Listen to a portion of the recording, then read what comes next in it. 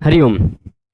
स्वागत है आप सभी का आज के इस व्याख्यान में। हम सभी लोग लघु सिद्धांत कौमुदी का अध्ययन कर रहे हैं और उस अध्ययन में नमो ह्रस्वादचि गमुड़ नित्यम इस सूत्र पर कल व्याख्यान हुआ। इस सूत्र के जितने पक्ष हैं उन जो जानने लायक हैं उनको जानने का कल प्रयास किया गया। आज हम समसुटि सूत्र से शुरू करेंगे। यह एक रू प्रकरण है, रू प्रकरण है, ठीक है।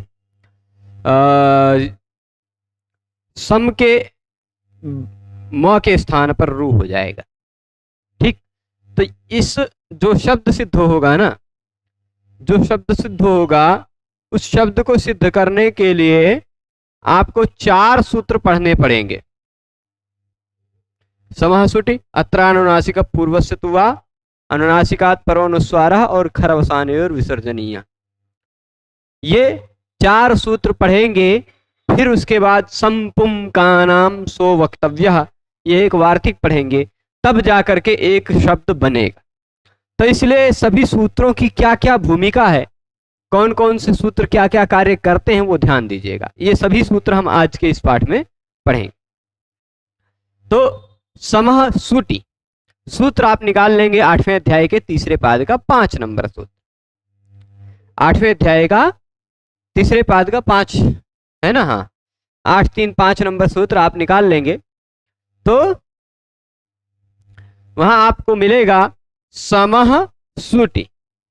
ऊपर से कहीं आपको मत वसोरु करके शायद रू सूत्र है ना, कौन सा सूत्र है, मत वसोरु संबुद्धौ है ना। तो वहां से रू का प्रसंग शुरू हुआ है और इसी प्रसंग में आप ध्यान दीजिएगा जो 8, 3, 1 नंबर सूत्र है, ठीक।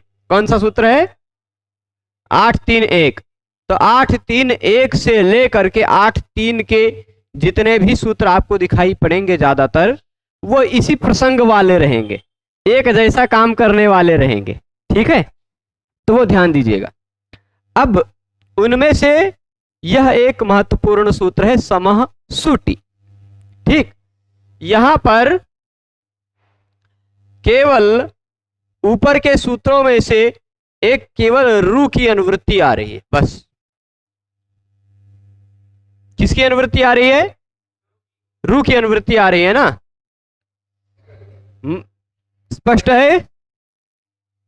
मत वसो रू वाले सूत्र से रू की अनुवृत्ति आ रही है। तो समःसुटि रू।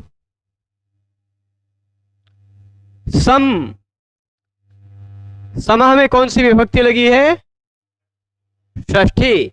सुटि में लगी हुई है सप्तमी। तो यह कहता है सुट से पहले, क्या कहता है, सुट से पहले आने वाले सम को रू हो जाया करता है, ठीक है। किससे पहले, सुट से पहले आने वाले सम को रू हो जाया करता है, ठीक। तो पहले अब सुट जानना पड़ेगा आपको, यहां तो दिया नहीं है। सुट जानने के लिए आपको 6, 1, 137 नंबर सूत्र निकालना पड़ेगा।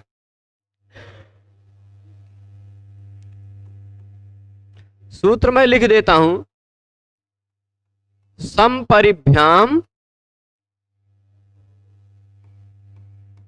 करोतौ भूषणे, ठीक। यह सूत्र है संपरिभ्याम करोतौ भूषणे। 6, 1, 1 है ना कि 6, 3 है, 6, 1, 137, 6, 3 है ना, 6, 1, 137, ठीक है। तो इस सूत्र संपरिभ्याम करोतो भूषणे ये कहता है संपरिभ्याम, सम और परि के बाद करोतो यानी क्री धातु का प्रयोग हो। सम और परि के बाद यदि क्री धातु का प्रयोग हो और उसका अर्थ कोई भूषण, आभूषण इत्यादि हो रहा हो, भूषित करना अर्थ हो रहा हो, तो सुट का आगम हो जाता है धातु को। उभय निर्देशे पंचमी निर्देशो बलीयान, इस नियम के आधार पर संपरिभ्याम में पंचमी निर्देश है। तो जो सुट आगम होगा वह सुट आगम क्री धातु से पहले होगा, संप और परि के बाद होगा, ठीक। इस सूत्र से चलिए हम यहां इस प्रक्रिया पे आते हैं,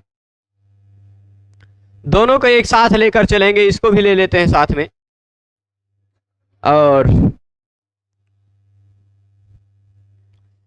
है क्या, सम है, उपसर्ग लगा है और कर्ता शब्द है, कर्तृ शब्द का मूलतः शब्द है कर्तृ, ठीक, कर्तृ, कृ धातु से त्रिच प्रत्यय लगकर बना हुआ शब्द है कर्तृ। पर हम उसका जैसे मातृ शब्द का माता बन जाता है, वैसे कर्तृ शब्द का मान लीजिए यहां कर्ता है, ठीक। वैसे जब सम उपसर्ग लगा रहेगा तो कर्तृ रहेगा पहले, पर सम और कर्ता है, ठीक, सम कर्ता। यहां पर अभी मैंने जो वार्तिक वो सूत्र लिखा 6.137 नंबर का, वह लगेगा तो सम परिभ्याम, सम या परि के बाद कृ धातु का प्रयोग हो, कृ धातु से बना हुआ कोई शब्द का प्रयोग हो, और उन दोनों को बनने के जोड़ने के बाद जो शब्द बन रहा हो वह कोई आभूषण करने अर्थ में हो, तो भूषित करना, सुशोभित करना इस अर्थ में हो, तो सम और परि के बाद कृ धातु से पहले सुट का आगम हो जाता है, ठीक। कृ धातु को सुट का आगम होता है, कृ धातु को सुट का आगम होगा, सुट आगम टित है, ट की संज्ञा वाला है कि नहीं, ट की आगम, ट की संज्ञा वाला, इसलिए कृ धातु से कहां बैठेगा, पहले के बाद में, पहले, ठीक। तो सुट आगम जुड़ जाएगा, देखिए यहां हो जाएगा सम सुट और फिर उसके बाद कर्ता। यह कौन सा नियम लगा, यहां मैं लिख देता हूं संपरिभ्याम करोतौ भूषणे, ये डैश डैश आगे लिख लीजिएगा, ठीक। संपरिभ्याम करोतौ भूषणे से सुट आगम हो गया। सुट आगम में से बचेगा क्या, एक मिनट, अगले स्टेप में उसको लिखते हैं, इसी स्टेप में ना लिखकर, ठीक। सम स कर्ता, ठीक, सुट में से स बचा, स्पष्ट है, सुट में से सही तो बचेगा।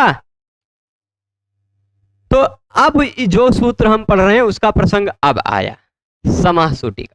वो कहता है कि सम के बाद सुट हो, क्या हो, सम के बाद सुट हो तो सम के स्थान पर रू हो जाता है, क्या हो जाता है, देखिए यहां सूत्र में मैं फिर से आ जाता हूं, ये रहा समो रुह सुटी, समो रुह सुटी, सम के स्थान पर रू हो जाता है यदि उसके बाद हो सुट तो, ठीक है। सम के स्थान पर क्या होगा, रू। अब प्रश्न हुआ कि पूरा सम हट जाएगा, उसके स्थान पर रू होगा कि अंतिम वर्ण के स्थान पर होगा, कैसे होगा, तो फिर होता यह है, क्योंकि जो आदेश हो रहा है रू, कौन सा आदेश हो रहा है, रू आदेश हो रहा है, रू में से बचता क्या है, एक र ही बचता है ना, तो यह अनेकाल तो है नहीं, अनेक वर्ण वाला होता तो पूरे सम के स्थान पे आ जाता है ना, अनेकाल हित सर्वस्व, इस नियम से वो पूरे सम के स्थान पर आने लग जाता। पर समह में कौन सी विभक्ति लगी है, मैंने बताया है षष्ठी विभक्ति के द्वारा कोई भी आदेश हो रहा हो तो वह किसके स्थान पर होता है, पूरे के स्थान पर कि अंतिम के स्थान पर, तो आपने जाना है अलोन्त्यस्य, जाना है ना, षष्ठी निर्दिष्टो अंत्यस्याल आदेश स्यात्, षष्ठी निर्देश के द्वारा कोई आदेश हो रहा हो तो वह आदेश अंत्यस्य अलह, अंतिम वर्ण के स्थान पर होगा। तो समाह सुटी ने कहा कि सम के स्थान पर रू करो, तो आप समझे क्या अलोन्त्यस्य के सहयोग से कि सम का अंतिम वर्ण जो है उसके स्थान पर रू करो, है ना, यही तो समझे हैं। तो सम का अंतिम वर्ण क्या है, सम का अंतिम वर्ण क्या है, म है, उस म के स्थान पर हमने कर दिया रू, म के स्थान पर कर दिया क्या, रू। इससे पहले की सारे स्टेप को हम अगर थोड़ा सा ऊपर करो, नहीं चलेंगे ये, कोई बात नहीं। यहां तक पहुंचे हैं तो पहुंच क्या गया, 1 मिनट उल्टा। समः सुटी नियम लगा तो म के स्थान पे क्या हो गया, रू। स कर्ता, ये जो स कर्ता है इसको एक साथ जोड़ के लिख दे तो कोई आपत्ति तो नहीं, ऐसे कर्ता, ठीक है। स्कर्ता, सम स कर्ता जो था, इस कर्ता था, इसको म के स्थान पर रू हो गया। क्यों? क्योंकि समः सुटी लग गया नियम। समः सुटी नियम लगाना, वो कहता है सम के बाद होना चाहिए सुट, सम के बाद होना चाहिए सुट, तो सम के स्थान पर हो जाएगा रू। सम के स्थान पर क्या हो जाएगा, रू, यानी सम के अंतिम वर्ण म के स्थान पर हो जाएगा रू। ऐसा अलोन्तेस्य से पता चला। तो अब हो गया स रू कर्ता, स रू कर्ता। रू जो हुआ है ना, रू में से बचेगा क्या, अच्छा अभी स रू कर्ता तक ही रहने देते हैं, अगले पेज में चलते हैं। चले, वही का वही मैं फिर से यहां लिख देता हूं करिया कलर से, सरू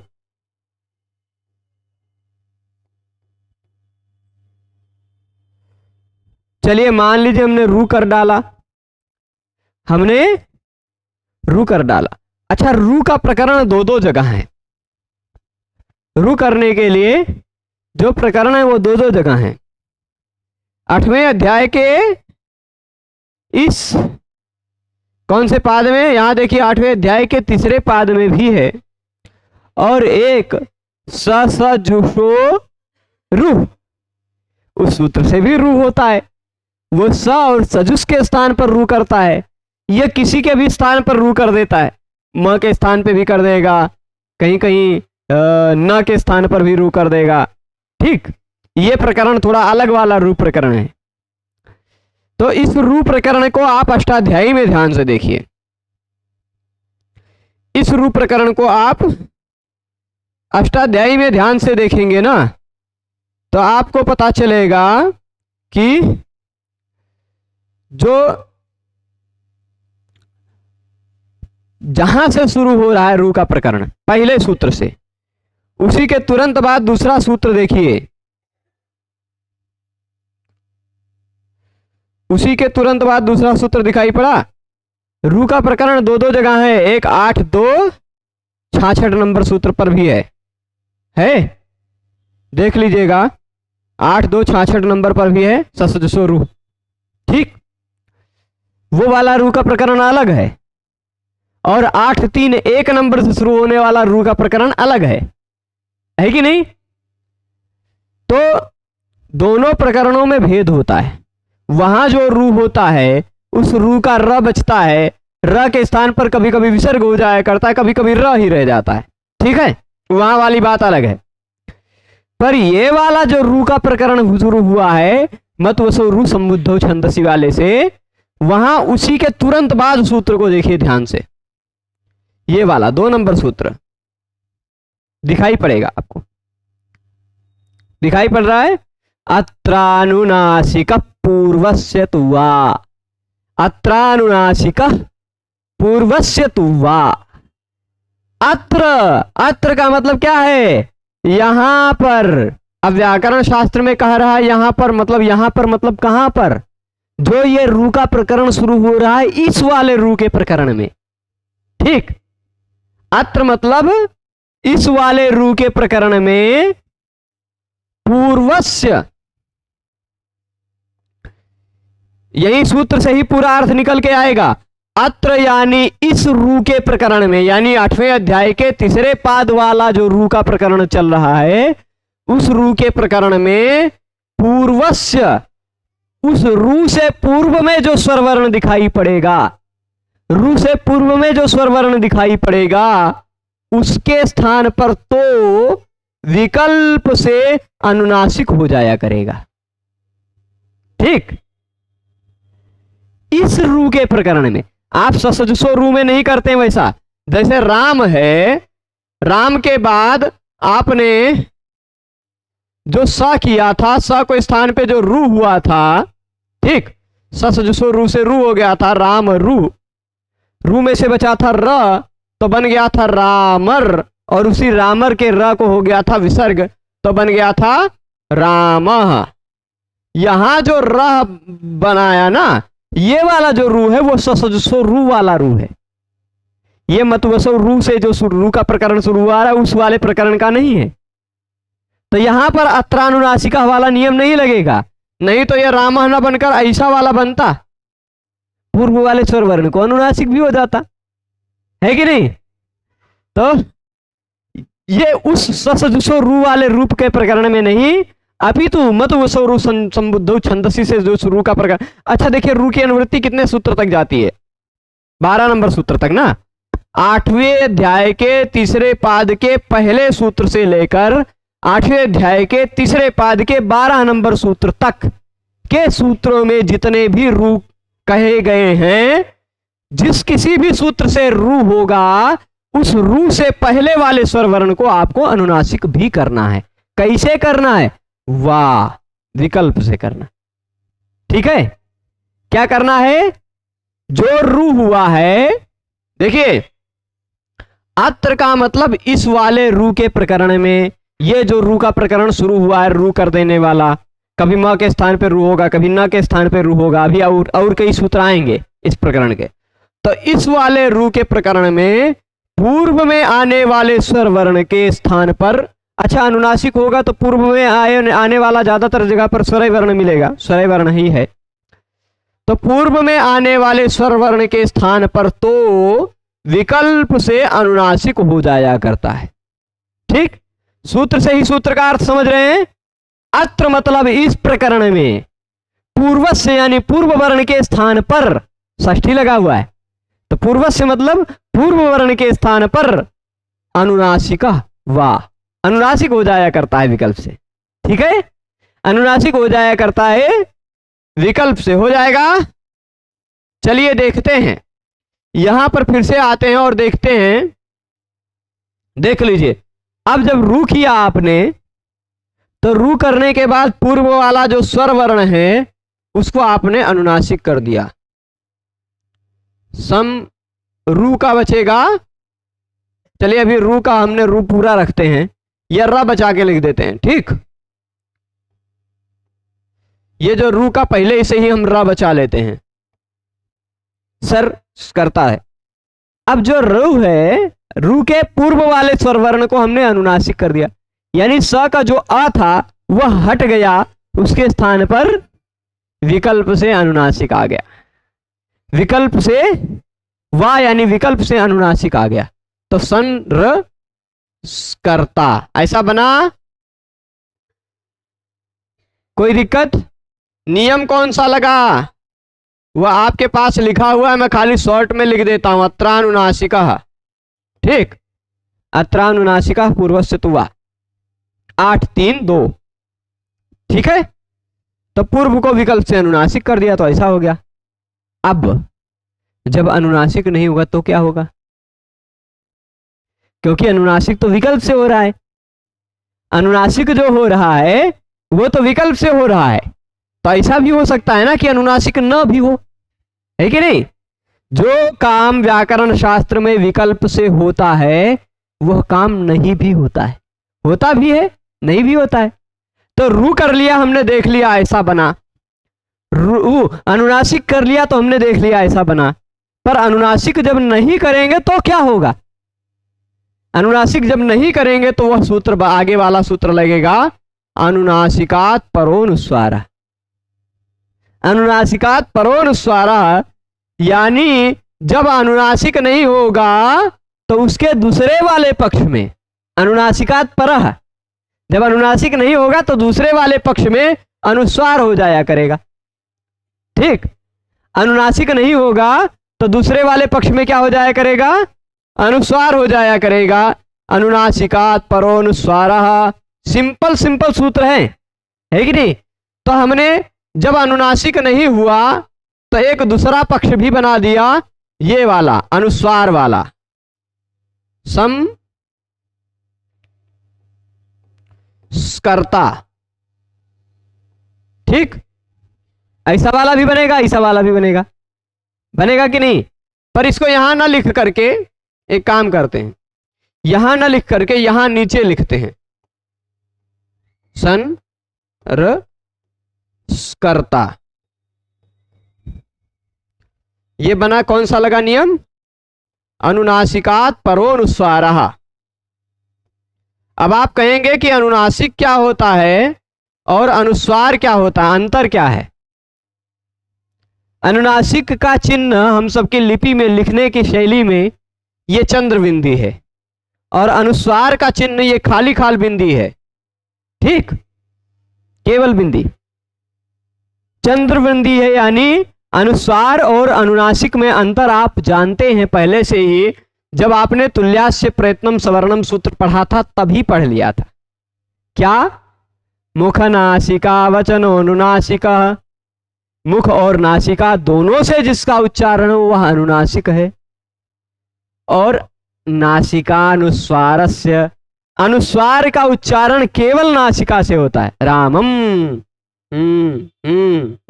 मुंह का प्रयोग किए बिना बंद मुंह से जो नाक से बोला जाए वह अनुस्वार है, और जिसमें मुंह खुला भी रहे, मुंह का भी प्रयोग हो और नाक का भी प्रयोग हो, वह अनुनासिक है। ठीक, तो समझे हैं, अनुनासिक और अनुस्वार में अंतर है। इस वाले का उच्चारण केवल नासिका से होता है, इस वाले का उच्चारण नासिका और मुंह दोनों से होता है, दोनों के सहयोग से।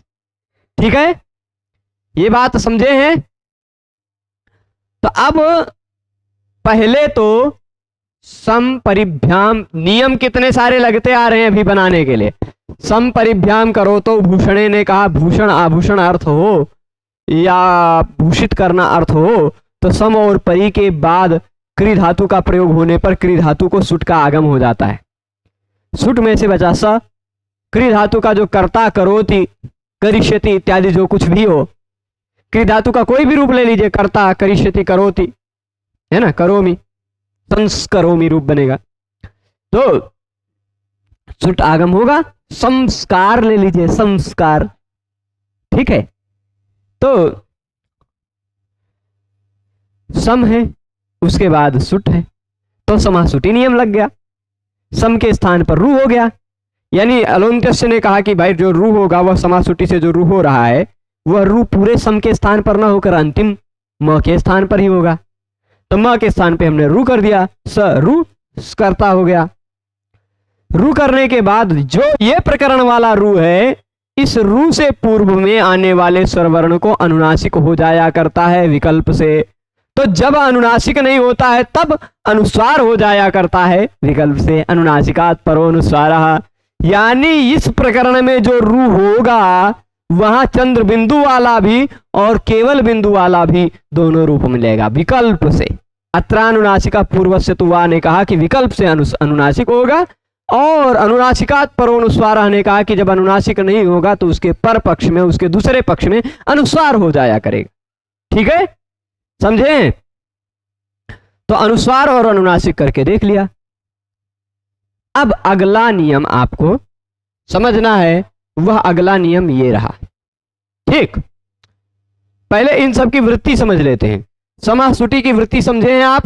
समासुटी कहता है समः रू सुटी, सम के स्थान पर रू हो जाता यदि उसके बाद में सुट हो तो, यानी सभी सम के स्थान पर रू नहीं होगा, अगर उसके बाद में सुट दिखाई पड़ रहा है तभी रू होगा, है कि नहीं। सम के बाद सुट दिखाई पड़ रहा है तभी रू होगा, नहीं तो नहीं होगा, है ना। तो ये बात समझ गए। अब जैसे देख लीजिए, सम गच्छति, सम गच्छति होता तो वैसे सम के बाद गच्छति का प्रयोग नहीं होता है। समो गमृच्छ प्रच्छिप स्वरत्यर्थे सूर्यदिभ्या, इस सूत्र से गम धातु आत्मनेपदी हो जाता है सम के बाद आने पर, तो गच्छ धातु का न प्रयोग करके दूसरे को न प्रयोग कर देते हैं। कौन से धातु का प्रयोग कर देते हैं, पठति। ठीक, पठति होता अगर तो सुट आगम नहीं होता, तो समासुटी नहीं लगता, है ना। सम को हम ऐसे सम लिख देते हैं तो समासुटी लगकर रू नहीं हो पाता, है ना। तो सम पठति ऐसा रूप बनता कि नहीं। पर अगर करोति है तो करो सम परिभ्याम करो तो भूषणे से सुट हो जाएगा, और सुट होगा तो समासुटी से रू हो जाएगा, और रू होगा तो अत्र अनुनासिका पूर्वस्थित हुआ। इस सूत्र से विकल्प से अनुनासिक और अनुनासिकात परोनुस्वारा से अनुनासिक के पक्ष न होने के पक्ष में अनुस्वार। तो इतना तक पहुंच गए। अब बचा प्रश्न ये हुआ कि आपने तो रू किया, रू का बचा है र, उसका क्या करना है ये तो बताया नहीं। उससे पहले ही आप रू से पहले वाले स्वर पर चले गए। रू से पहले जो स्वर है उसको अनुनासिक कर दो या अनुस्वार कर दो, ये बताने लग गए। रू को क्या करें? तो उसके लिए सूत्र आया खर अवसानयोर विसर्जनीय। खर अवसान दो चीज यहां दिखाई पड़ रहे हैं। कुछ लोग इसको खखसानयो पढ़ने लग जाएंगे, तो खखसान न पढ़े, इसलिए हम थोड़ा सा इसको बड़ा कर देते हैं। बड़ा कर देना। एक आदमी हमसे एक बार पढ़ा था, इसलिए तो हमें अभी तुरंत ध्यान आ गया। ठीक, तो इसको देखिएगा, खखसानयो नहीं है, खरवसानयो। यहां पर आप देखेंगे तो दिखाई पड़ता होगा खर और फिर अवसान। ठीक, खर अवसान, खर अवसान जुड़ेगा तो क्या बन जाएगा? खरवसान, खरवसान। ठीक है, तो अब कह रहे हैं कि रू के बाद, रू के बाद ही नहीं, र के बाद, किसके बाद? र के बाद यदि खर या अवसान हो। ठीक, रेफ लिखा है ना, रेफ के स्थान पर, रेफ के स्थान पर मतलब र के स्थान पर, र के स्थान पर विसर्ग हो जाया करता है। क्या हो जाता है? रेफस्य विसर्गः, रेफस्य विसर्गः, रेफ के स्थान पर विसर्ग हो जाता है। रेफस्य विसर्गः का मतलब क्या हो गया? रेफ के स्थान पर यानी र के स्थान पर विसर्ग हो जाया करता है। ठीक है, तो ये खरवसानय विसर्जनीय ने बता दिया, बता दिया। चलिए अब पहले और वृत्तियों को समझ लेते हैं। वृत्तियों में तो कहीं आपको दिक्कत नहीं है। अत्रानुनासिका पूर्व से तुवा का देख लीजिए। अत्र रूप प्रकरणे, अत्र मतलब इस वाले, यहां वाले जो रूप प्रकरण है, यहां वाला यानी 8वें अध्याय के तीसरे पाद वाला जो रूप प्रकरण है, उस रूप प्रकरण में रू के पूर्व वाले स्वर वर्ण के स्थान पर अनुनासिक हो जाता है विकल्प से, है कि नहीं?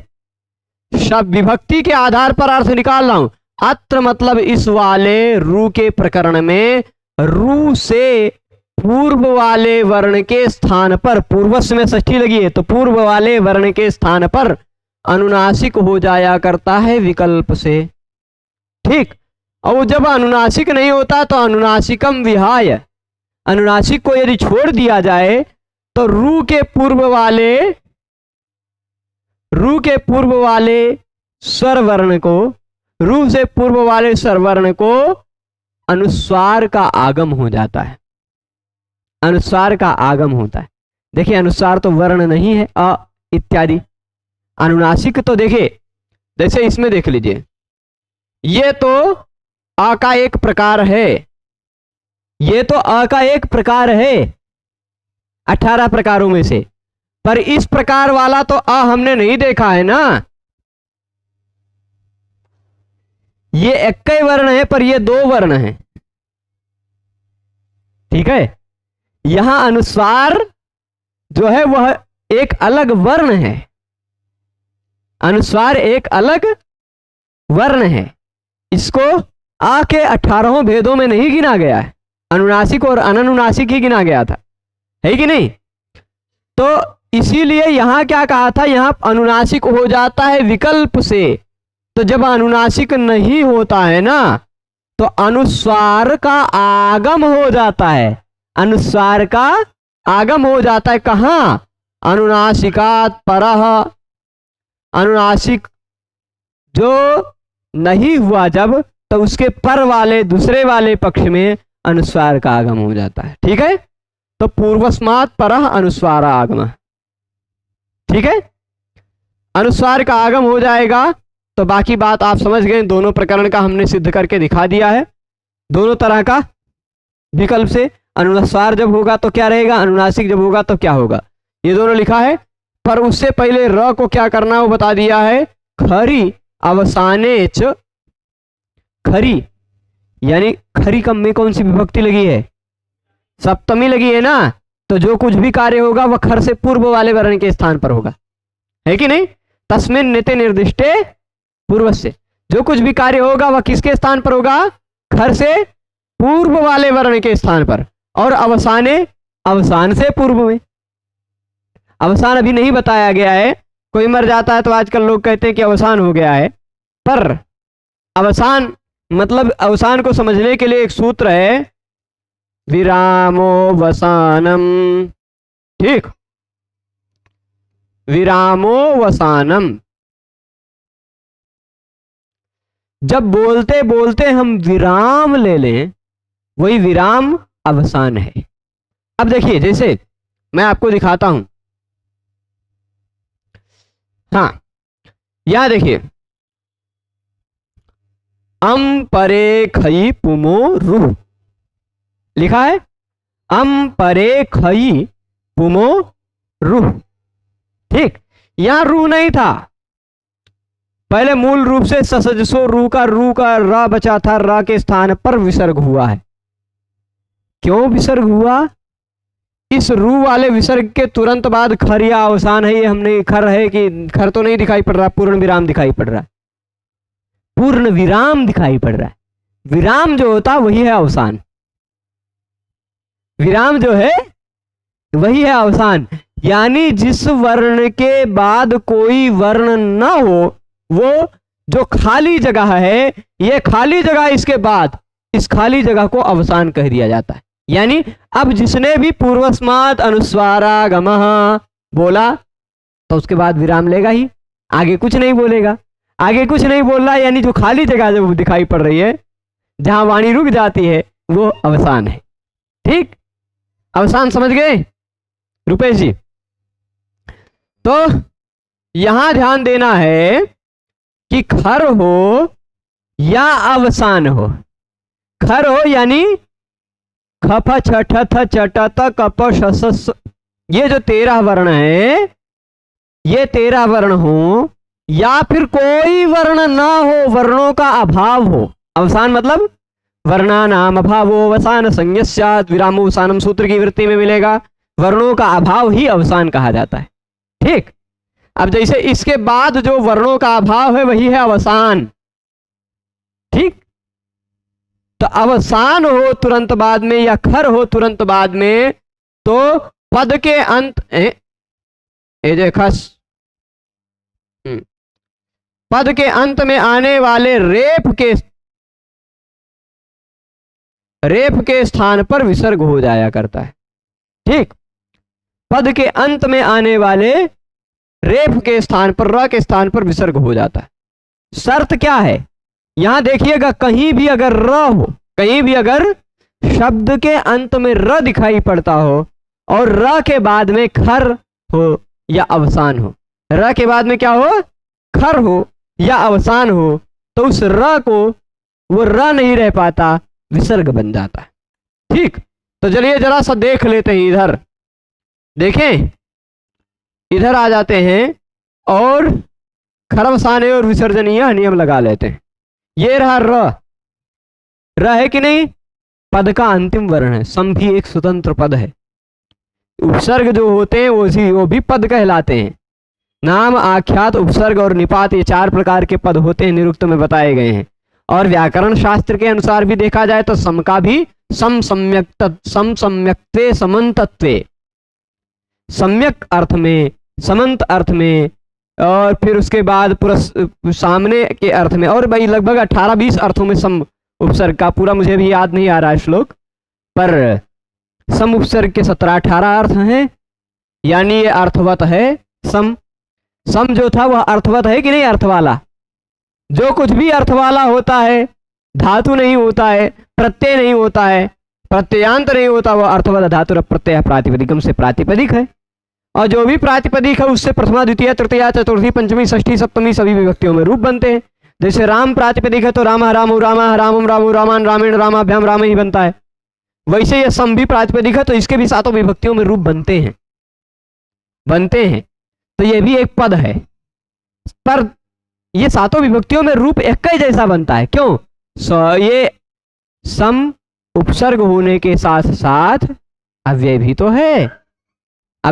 है, तो अव्यय के बाद आने वाले सु औजस इत्यादि का लुक हो जाता है। अव्ययाद आप सुपह, अव्यय के बाद आप और सुप नहीं दिखाई पड़ते, पर यदि हम इसको अव्यय न माने, निपात न मानकर उपसर्ग ही माने तो भी ये पद है। क्यों? ये समास हो गया मान लीजिए इसके साथ, और समास होने के कारण बीच में से सु का लोप हो गया है कि नहीं? बीच के विभक्तियों का लोप हो गया, सुपो धातु प्रातिपदिक हो। ठीक, तो यानी ये भी एक पद है। खाली इतना ही समझिए, किस कारण पद है वो आपको बाद में समझ में आ जाएगा। पर मान लीजिए यह एक पद है सम, और इस पद का अंतिम वर्ण र है, दिखाई पड़ रहा है। यहां भी ये रहा पद, इसका अंतिम वर्ण र है।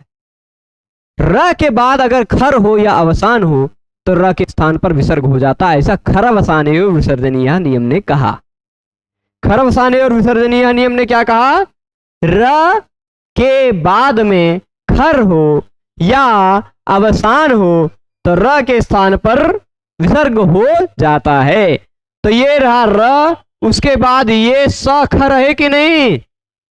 खर का अंतिम अक्षर व स ही है। ख फ छ ठ थ च ट त क प स श स, ठीक है कि नहीं? तो ये रहा खर, ये रहा रेफ, रेफ के बाद खर हो या अवसान हो। अवसान नहीं है पर खर तो है, तो इस रेफ के स्थान पर हो जाएगा विसर्ग। तो बनेगा कैसे? ऐसे स है, उसके ऊपर ये रही चंद्रबिंदी और ये रहा विसर्ग, और फिर कर्ता बना संस्कर्ता, ठीक बना। और यहां भी जब अनुस्वार है तो इस र के स्थान पर भी विसर्ग हुआ, तो ऐसा अनुस्वार वाला और विसर्ग वाला, एक में अनुस्वारो भी है विसर्गो है। देख, अनुस्वार और विसर्ग के साथ वाला और कर्ता बना खरवसाने और विसर्जनीय, यह नियम लगा। अब पुस्तक में जरा ध्यान से देखिए, यही उतना तक पहुंचे, संस्कर्ता और संस्कर्ता, पर जब खरवसाने और विसर्जनीय जी आए, कहे कि विसर्ग करो, तभी उसी सूत्र में एक वार्तिक जी आ गए। ठीक, वार्तिक जी क्या कह दे? संपुम संपुम का नाम सो वक्तव्य, संपुम का नाम सो वक्तव्य। यह कहा कि सम का रू हो, पुम का रू हो या कान का रू हो। किसका? देख लीजिए, तीन तीन बातें यहां लिखी हुई है। सम का रू हो, पुम का रू हो या कान का रू हो। अब आप कहेंगे सम का तो रू हो गया, वो तो हम देख रहे हैं समासूटी से। आगे अभी आप पुमः खय्यम परे सूत्र पढ़ेंगे तो पुम को भी रू करेगा वो, और कानाम रेडिते सूत्र पढ़ेंगे वह कान को भी रू करेगा। ठीक, तो सम वाला रू हो, पुम वाला रू हो या कान वाला रू हो, तो उस रू के र के स्थान पर विसर्ग नहीं होता। खरवसाने और विसर्जनीय से विसर्ग जो अभी मैंने करके दिखाया ना, वह विसर्ग नहीं होता, अपितु स हो जाता है।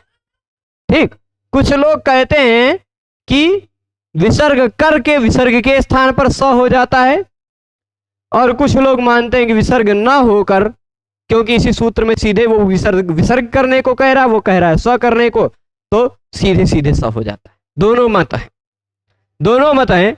आप विसर्ग कर भी लोगे तो विसर्ग के स्थान पर संपुम का नाम सो वक्तव्य से स हो जाएगा। ठीक, और विसर्ग न करना चाहे तो भी कोई आपत्ति नहीं। खरवसाने और विसर्जनीय विसर्ग करना चाहा तो उस विसर्ग के स्थान पर हो गया स, विसर्ग के स्थान पर नहीं, उस रू के र के स्थान पर हो गया स। तो ये जो र दिखाई पड़ रहा था ना, यह र विसर्ग वाला न बन करके र के स्थान पर क्या हो गया? आधा सा एक और जुड़ गया। ठीक हो गया ना, र के स्थान पे स हो गया। खरवसान्य विसर्जनीय उस र के स्थान पर विसर्ग करना चाहा, तभी वार्तिक जी आए, सम पुम का नाम सो वक्तव्य। सम और पुम और कान में जो रू होता है उस रू के स्थान पर स हो जाएगा, ऐसा कहना चाहिए। तो ये स हो गया, ठीक। और यहां भी जो हमने विसर्ग किया था वो विसर्ग ना हो करके यह जो रू था उस रू के स्थान पर स हो गया, ठीक। तो ये दो रूप बने ना, ये सन चंद्रबिंदु वाला और डबल स फिर करता, ये सम अनुसार वाला और फिर डबल स और करता, ठीक। ये दोनों बनाने में कोई आपत्ति नहीं ना, ये देख लीजिए। उसी तरह ये लिखा है संस्कर्ता और संस्कर्ता, बना, यही दोनों तो बना है। तो इन दोनों को बनाने के लिए आपको कितना सारा काम करना पड़ा वह समझिए, क्या क्या करना पड़ा। पहली बात यह है कि सम के बाद क्री का प्रयोग रहेगा, तभी देखिए समः सुटी जो सूत्र है ना, समः सुटी कहता है सम के बाद सुट हो, सम के बाद सुट हो तो सम को रू हो जाएगा। पर सम के बाद सुट आया कहां से?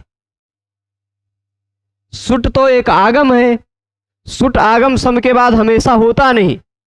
जब क्री धातु का प्रयोग हो तब होता है, संपरिभ्याम करो तो भूषणे, है ना। क्री धातु का प्रयोग होता है तब रू होता है, तब सुट आगम होता है।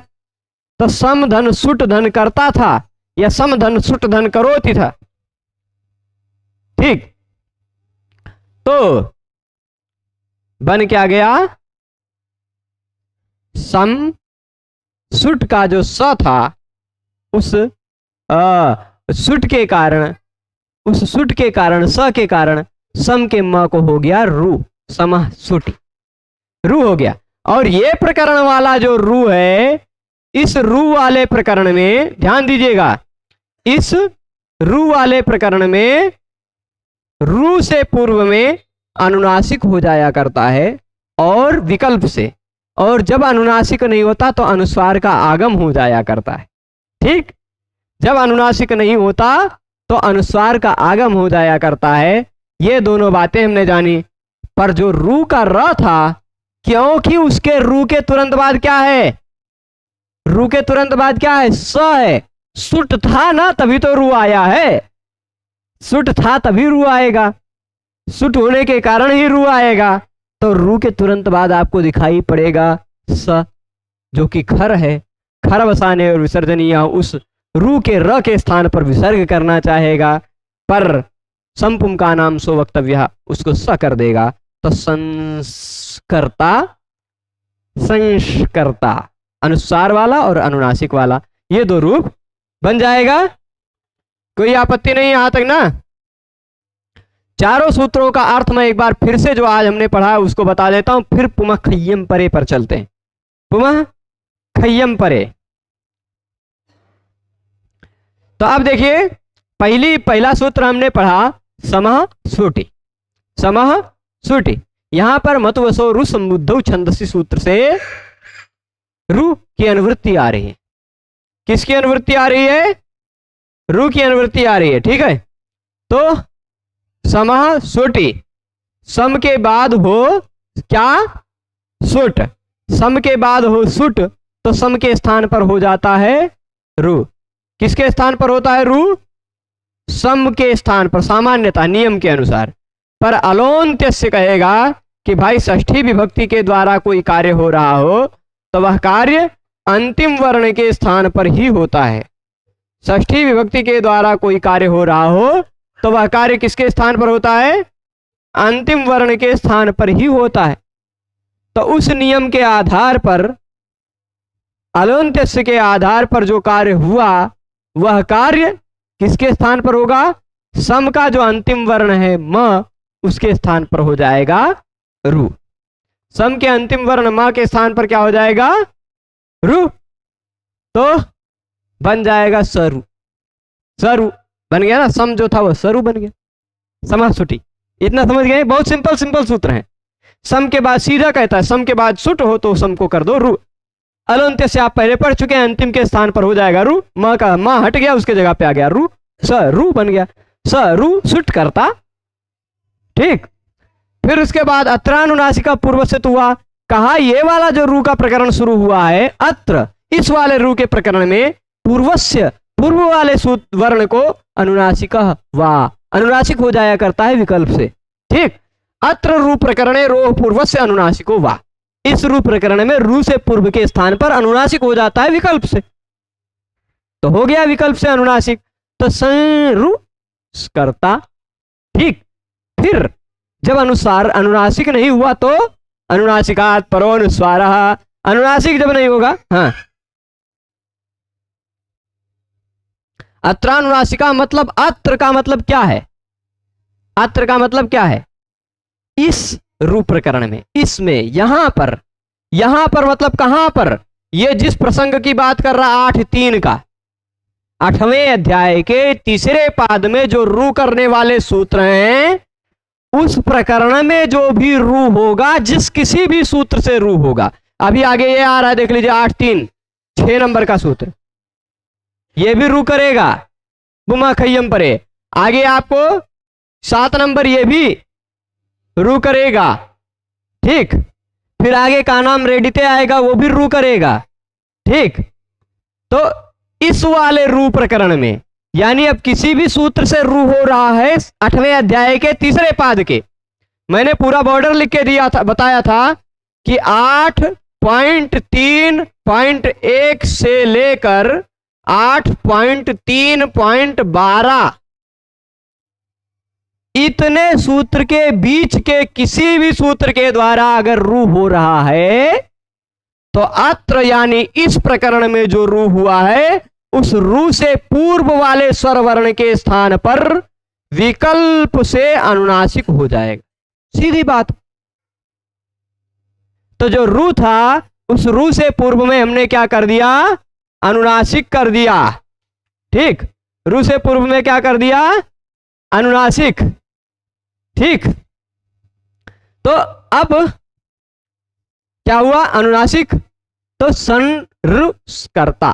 ठीक, अनुनासिक हो गया, पर जब अनुनासिक नहीं होगा तो अनुनासिकात पर अनुस्वार, अनुनासिक नहीं हुआ तो उससे पर में अनुस्वार का आगम होगा।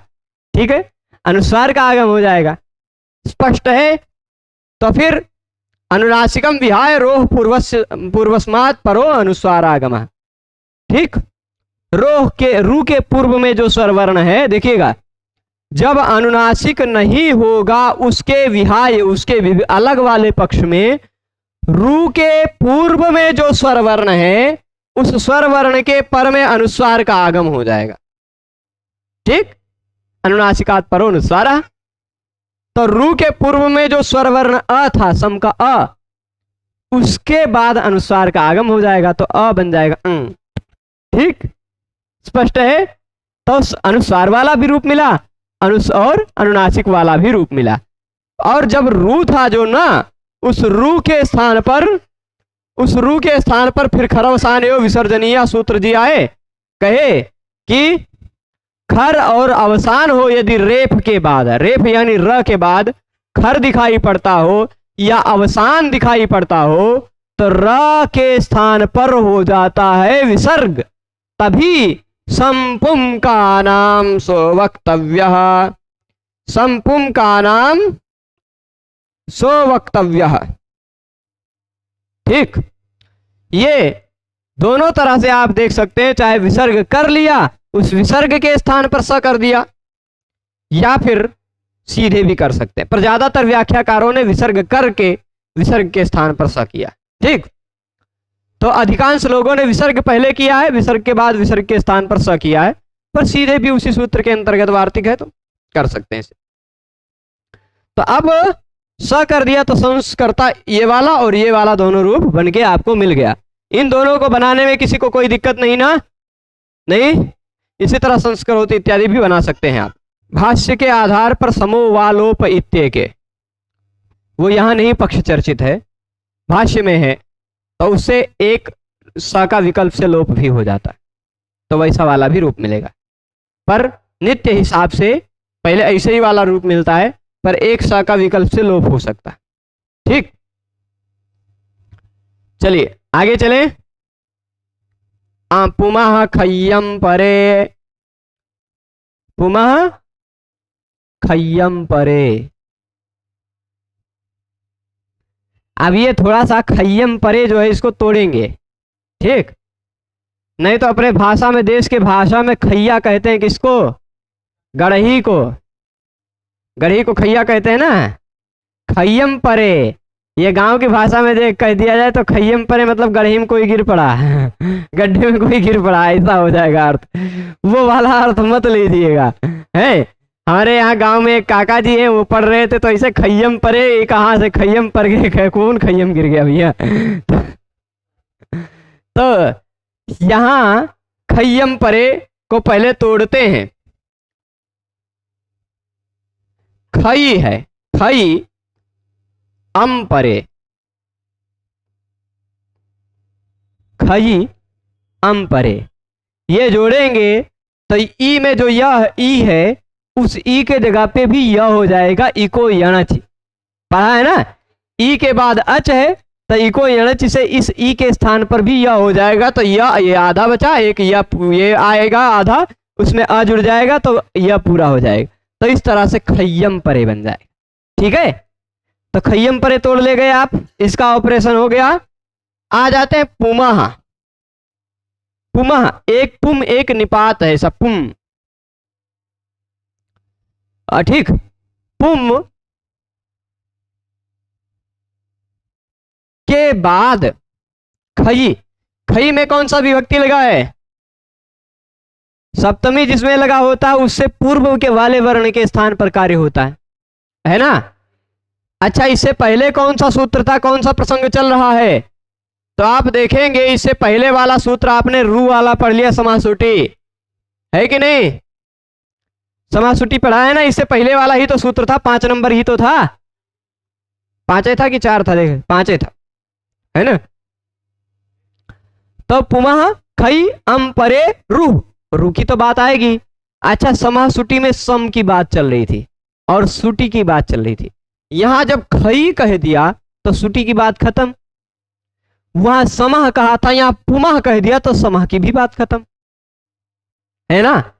तो जो समह सुटी काम कर रहा था वह पुमः खई काम कर रहा है कि नहीं? पर रू की तो बात कुछ नहीं कही, तो इसलिए रू की तो अनुवृत्ति आएगी ही। तो अब देखिएगा, यह कहता है पहले हो पुम, क्या हो? पुम, उसके तुरंत बाद हो खय, पर कैसा वाला खय? अम परक खय हो, यानी ऐसा कोई खय हो जिसके तुरंत बाद हो अम। अब पहले आप समझ लीजिए खय क्या है और अम क्या है कि नहीं? समझ लीजिए खय क्या है, तो ख फ छ ठ थ च ट त क प। खय मतलब होता है हरेक वर्ग का पहला और दूसरा वर्ण। खय में आप देखेंगे ख फ छ ठ थ, दूसरा दूसरा वर्ण आ गया। च ट त क प, पहला पहला वर्ण आ गया।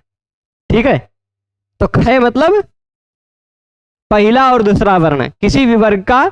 तो यानी आप समझे, पहले होना चाहिए पुम, उसके तुरंत बाद किसी वर्ग का पहला या दूसरा वर्ण यानी कि खय, और उस खय के बाद होना चाहिए अम। अम मतलब यू रिले वो यो है वाला यमगणना, यहां तक, यमगणनम के मां तक अम। ठीक, अम मतलब उ रिले ए ओ ऐ औ हया वरल यमगणन। ठीक है, तो कुल मिलाकर 19 वर्ण हो गए अम। 19 वर्ण, 19, हाँ 19 वर्ण अम है।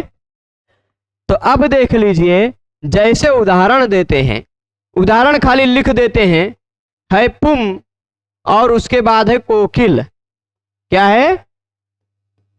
पुम और कोकिल। ठीक, पुम के बाद क्या है? कोकिल। तो देखिए पुमा दिखाई पड़ रहा है कि नहीं? उसके तुरंत बाद ये रहा खय। खय दिखाई पड़ रहा है कोकिल का क, खय है कि नहीं?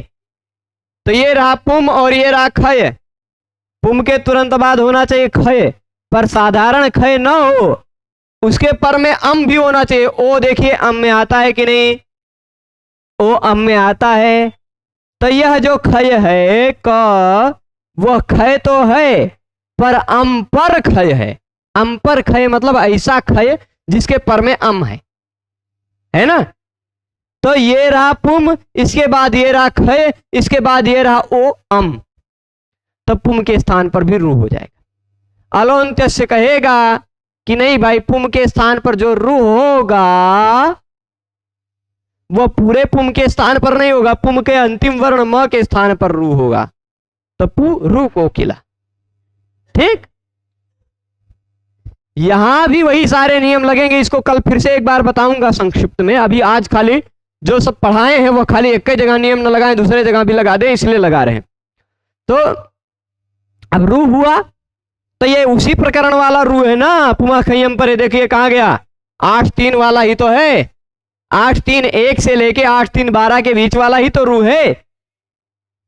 तो ये जो रू करेगा, उस रू से पूर्व में अत्रानुनासिक पूर्व से तो वह, इससे विकल्प से पूर्व के स्थान पर अनुनासिक हो जाएगा और र को विसर्ग होगा, और विसर्ग को संपुम का नाम सो वक्तव्य से स हो जाएगा। तो ऐसा वाला पुंस कोकिल बन जाएगा ना। और जब अनुनासिक नहीं होगा तो अनुनासिकात परोनुस्वारा से अनुस्वार आगम होकर पुंस कोकिल ऐसा वाला भी बनेगा। दोनों बनेगा, ये देख लीजिए। अभी आगे ये पुंस कोकिल और पुंस कोकिल ये दोनों वाला बना। इसको कल फिर से बनाएंगे और नस छव्य प्रसान इत्यादि सूत्रों को भी कल पढ़ेंगे।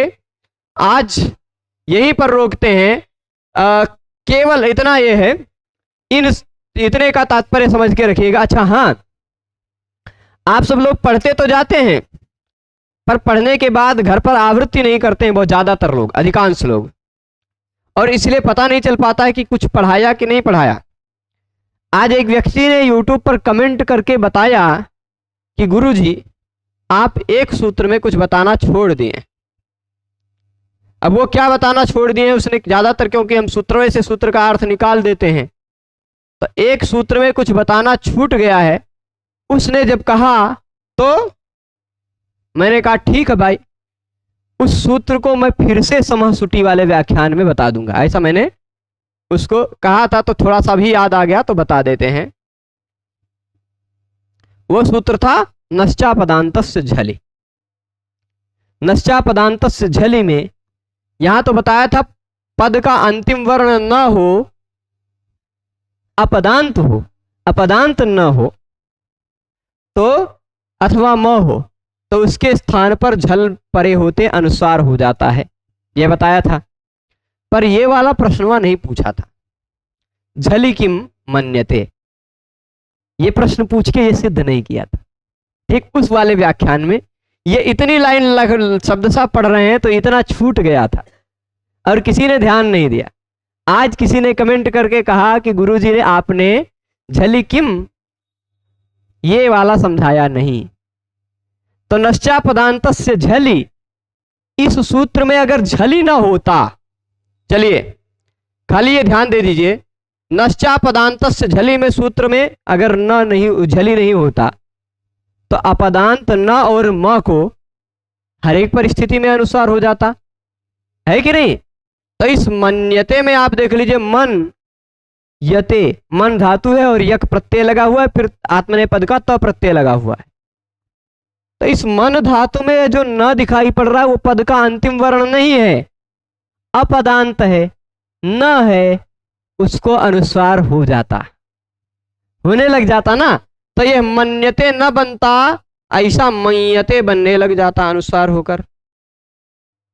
और अनुस्वार से यही पर सवर्णा से फिर विकल्प से परिसर्वर्ण करके आप ये वाला या वाला मयते ऐसा अनुनासिक वाला यहाँ लाकर बनाने लग जाते आप, है ना। झलि कह देने के कारण अनुस्वार जो होगा वह झल से पूर्व वाले न और मां को होगा। ये या झल नहीं है, इस कारण या से पूर्व वाले को अनुस्वार नहीं हुआ, यह दिखाया गया है यहाँ पर। ठीक है, इतनी सरल सी सामान्य सी बात थी, पर छूटना नहीं चाहिए कुछ। कहीं भी आपको लगे किसी भी सूत्र में कोई पंक्ति कोई शब्द छोड़ रहे हैं तो वह आप पूछ लिया करें। ठीक है, तो इतनी सी बात है। सभी लोग पूरे व्याख्यान में शुरू से अंत तक जुड़े रहे, उसके लिए सभी को बहुत बहुत धन्यवाद। नमो नमः।